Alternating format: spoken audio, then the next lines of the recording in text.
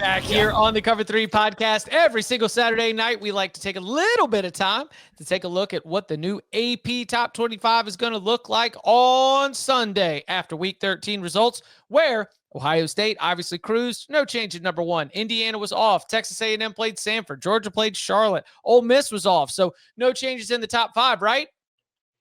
Wrong. So the Oregon Ducks were in a tie for 6th place with Texas Tech in last week's AP Top 25 poll. And there were just 32 voting points separating Oregon from Ole Miss. That is 1,331 to 1,299. So when I say 32 voting points, I need you to know how small that is in terms of the actual margin between those two teams. They are both one-loss teams. And I think that as Ole Miss was off and Oregon got one of the best weeks, one of the best wins of the weekend, there is indeed some room for some movement where voters could be influenced to move the Ducks up. USC is, in my opinion, the best win on Oregon's schedule. If you felt that good about Oregon without a USC win, I think there has to be a higher stock price after the USC win when comparing resumes. When, again, Texas Tech, the team they were tied with, was off. Ole Miss, the team that is just 32 voting points above them, was off. I feel like that is one spot where we could see something within the top 10 where a lot's going to be stagnant. I could see the Ducks moving up to the 5 spot. I got no problem with that. I don't know. I thought Ole Miss looked really good on their bye. Lane was hugging the headlines. Even today, while they weren't playing, Lane was hugging the headlines. Do you think he's going to make his announcement on a pregame show? I wouldn't put it past him, but I mean, yeah. I think the problem with that theory is it's very obvious to know what the decision is if he's doing it on a pregame show. Because it would get out before he announces it? Because he's not going to go on and announce he's leaving for another school. Well, but so the game is on Friday, but the popular pregame show's on Saturday morning. Oh, yeah. I don't know. I can't wait for the 45 more updates that we get this week about teams preparing offers. How does one prepare an offer? Like, do you have to put it in the microwave? No, you have to send it to your attorney. So you write it out and then you send it to legal, and in the 24 hours it's going to take to get it back. You tell people. No, unless you're LSU, and then it takes either 0 hours or 25 days to get any kind of coaching decision made, depending on who you ask.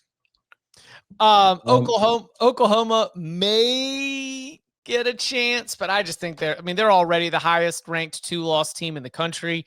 I don't know if there's anywhere for them to go, but obviously we take note. We recognize them being able to boost an already pretty strong resume with the win, even if Missouri is one of those teams that we are projecting is going to be falling out of the AP Top 25. I do think that there is a chance that Miami could jump ahead of Utah. Speaking back to margins, that was 795 to 773, just 22 voting points between those two teams. Even if it was just the aesthetics of throwing for a touchdown on 4th down, winning by 17 versus having to overcome multiple double-digit deficits, could see a little swap right there. Question that is very difficult to answer with any confidence, at least on my end, and I do this every week, is where Georgia Tech will land. So I don't know if you want to take a look at Georgia Tech's resume, but the best thing for Georgia Tech, and this is not me arguing with a clear-eyed view of their resume. I want to be clear. This is me speaking from the predicting voting behavior seat. The best thing about Georgia Tech is that they started 8-0. Because if you actually take a week-by-week, opponent-by-opponent look at what this resume looks like on November 23rd in the early hours, it ain't pretty. That's right, Tom. It's just, you could throw them all the way out. But again, from a predicting voter behavior position, I think that they are basically being held together not by the opponents that they've beaten, but just by the fact that they started 8-0. And that now there just might be a little bit of a hesitancy to toss that same team that you got so used to putting at the top of your ballot all the way out of your ballot. We'll see, though. I mean, I was going to say it was a fun thought exercise in a way, but it's not that difficult. Because I was going to ask, because they have different records, and obviously Wake lost to Georgia Tech. But I feel like there's an argument that you could make that Wake deserves to be ranked more right now than Georgia Tech does. Based on Wake's wins? Based on the win over Virginia. Also, Wake got completely screwed on a bad call against Georgia Tech, and that is also true. One of the real screw jobs of the year. I mean, you could go back and you grab the Wake game. You look at Boston College, obviously the NC State loss, the Pitt loss. I mean, the last half of this season has been a little bit iffy results for the Yellow Jackets. Mm-hmm. Yeah, I think they'll take. I don't think they're going to be in the top 20. They will fall. I said the landing spot is somewhere in that below Tennessee, right? And then I think that we're going to have, some new additions that'll be popping in there that could, shake things up just a little bit in terms of teams right near the edge of the rankings. I don't think USC falls that far, honestly. Agreed. Yeah. 2 or 3 spots. Yeah, I've got them down there, but in that they're still ahead of Tennessee, right? I've got them. I've said Tennessee's the matching point. Yeah. You can go slot them in there. Right above them, that kind of 18-19 range. USC has better wins, but Tennessee has better losses. Mm-hmm. No, listen, I don't think USC's losses are bad at all. Well, the Illinois one got worse. I mean, it got worse, but it's a 2-point road loss at an Illinois team that obviously today wasn't great, but it's not horrendous. I mean, it's still a 8-win team, 7-win team. You were right not to rank them last week, Chip. I'm sorry. Okay. Out of the rankings, Missouri, Houston. I got a really tricky group here.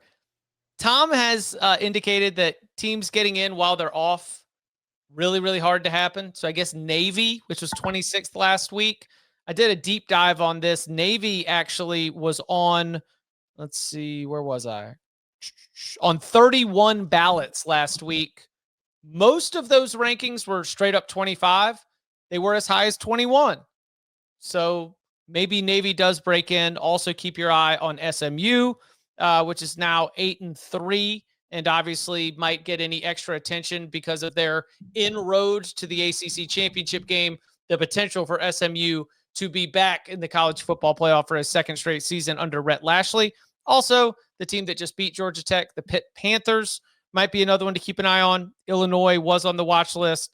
Arizona, I just don't know what you're going to get for winning at Colorado, but those are the other teams based on last week's balloting that I thought could get a little bit of extra attention. I think you have an issue when you put JMU, North Texas, and those guys in there. You're not going to drop them out if they keep winning. Correct. And so other teams that would be better on a neutral field are not getting into the AP top 25 because of the loss sorter. You do this every week, so maybe you pay more attention to it than I do. Because James Madison obviously ranked in the AP last week, not ranked by the CFP. Do you expect to see the AP follow suit like they do in other instances? They don't follow suit with some of these group of fives. Okay. They dig in their position, typically. Hipsters. Yep. Yeah, okay. Which checks out. Because I think the CFP will counter on Tuesday by ranking both Tulane and Navy. Do we think that Arizona, they will follow suit, and Arizona State and SMU will be the two who jump in? The AP, I mean, because Arizona State was 25 in the CFP. Correct.